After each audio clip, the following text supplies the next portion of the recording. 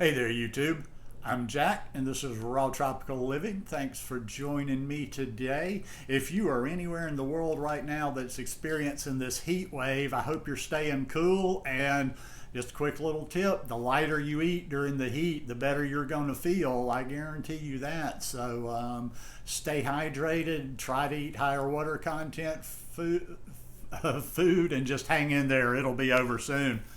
Anyhow, today I thought I'd finish up the week talking about how I do my mostly raw vegan diet my way and how you should do you. Guys, if you're not already subscribed to the channel, how about if you go down there and hit that subscribe button now? Come back and check out some more of my content.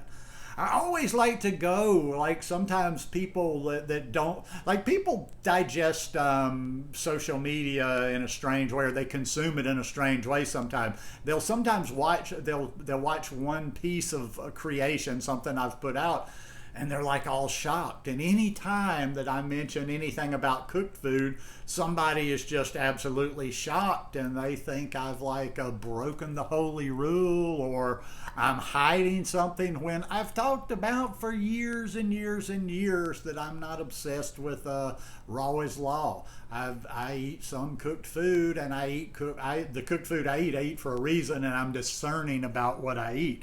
But that just is how it is. You need to make the decisions for you. I don't eat for social media. I eat for me. And when it comes to social media, doing a YouTube channel, being on Instagram, whatever, I would actually get a lot bigger if I would really, when you get in, like really pick a niche, like when you do something kind of on the extreme level, like if I was fully raw, talking about fully raw and all these normal things that most people talk about all the time, yeah, I'd have more followers, but I've never really done that for followers. And also, too, the way that I'm just kind of uniform and I'll eat a lot of the same things over and over doesn't make, my content the most exciting on Instagram. But hey, been doing it for 10 years and I feel good. And, one of the biggest things, and I've talked about this many, many times in videos before, that digestion is kind of my North Star. I place so much emphasis on digestion, and I go by so much how well I am digesting. And I'm like, that's not the end all be all. We do need to get certain nutrients in our body, and I'm not saying just because you have good digestion, everything about your health is flowing, but the digestion is so important. And I don't have problems. I mean, I'm not going to say perfect digestion, but I don't have any stomach issues. I don't have any pain. I don't have discomfort. Very, very rarely do I have any of that kind of stuff.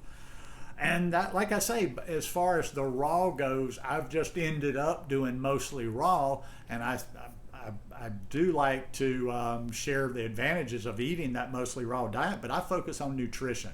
There's certain nutrients out there. I'm not one of these people that's just out there to babble, like just eat fruit and let it all fall wherever it may, and everything will be okay just eating a bunch of fruit. No. I got variety. I need variety in my diet, and I think that's why so many people limit themselves to so few things that they eat, and I think that's why those are generally the people that aren't around 2 or 3 years later. Now, there are some long-term people that have eaten nothing but fruit. There are some long-term people that have done certain things, but also too, there are exceptions. There's some people that there's just like for instance, everybody's got the story about somebody's grandpa that drank whiskey and smoked cigarettes until they were 95 years old and never had a health issue. I'm not going to recommend it though. I've focused on nutrition and getting the nutrition that I see fit for me, and that's what it all boils down to out there. I don't think there's one true path. I think there's too much obsessiveness over purity and getting to the purest point. And I'd like to have it would be nice, not on camera, not in a public forum, but to just sit down and have a nice civil discussion with one of the purity raw vegans, one of the raw is law that's like, they don't do spices, they don't do their onions, they don't do this, they don't do that. And I would like some details. I would like not just like this kind of, I want like, oh, this is better, that's bad. Like, what are you gonna get? Like, any of you super purists out there, like, do you get an extra 5 years on your life by doing these next level things, living on juice? Do you get an extra 2 years of being able to do more things with your body, of being more active? I mean, what are you really getting? What are we talking about? The people that eat what we mostly would consider normal stuff versus the people that are very, very rigid. Are they going to become the Superman? Are they going to evolve, you know? Are they going to live to be 135 years old? Who knows? I'm not an expert on any of this stuff. And that's the whole thing right there. I'm not an expert. And most like nobody out there that's sharing raw vegan information is. It just hasn't been around all that long. We're all just kind of trying to do the best we can, feed our bodies the best we can, and make good decisions. And I think people make a lot of bad decisions because they get caught up into the personality aspect on social media. Just because you like somebody, I'm very flattered that people like to watch my channel and like my content, but you should never eat based on me. It's got to make sense to you. Everything I do, and listen, just because something makes sense to you doesn't guarantee that it's right, but everything I do makes sense to me. Everything I've done food-wise over the past 10 years makes sense to me. There's nothing that I have done just because I trust this person and I think this person knows better than me. There's nothing that I have done that doesn't make sense. And I guess that's just the opposite of what I said a minute ago. Or, yeah, I don't do things just because so-and-so guru says do it. It doesn't make sense to me, but I'm going to do it just because so-and-so guru does it. And another thing too, that I'm different from a lot of the raw vegans, I don't think this diet or any way of eating any one thing cures or prevents everything. There's too much of that woo-woo talk in the raw vegan community as well, in my opinion. That just like makes people think they're bulletproof, like and I even then sometimes like other raw vegans will go after one, they'll be like, well, they must not have been eating right because they got sick.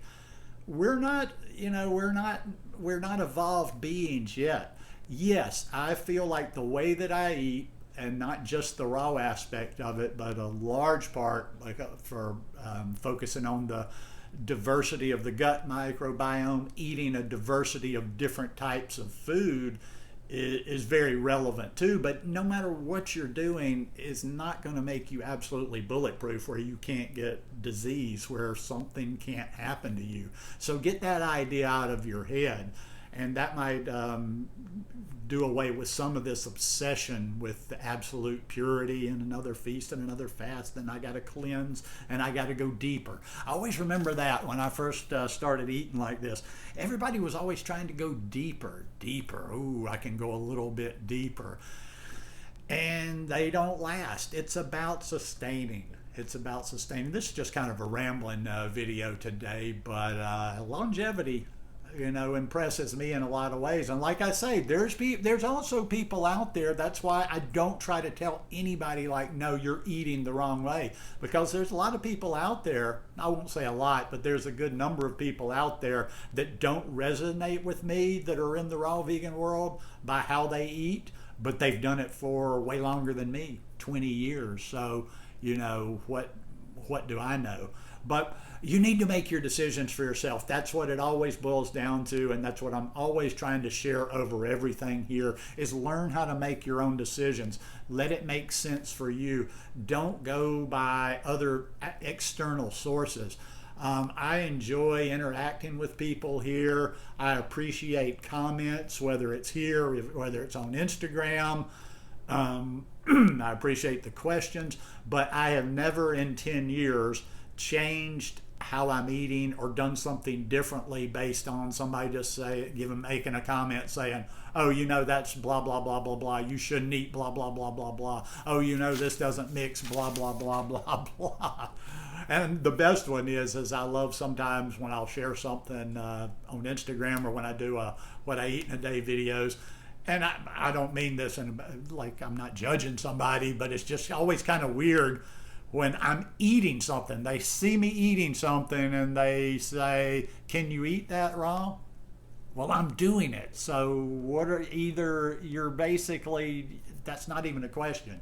I guess you're saying, well, that's stupid to eat that raw, but I'm eating it, so I've already made that decision on it. But anyhow, like I say, the focus of it is I do me.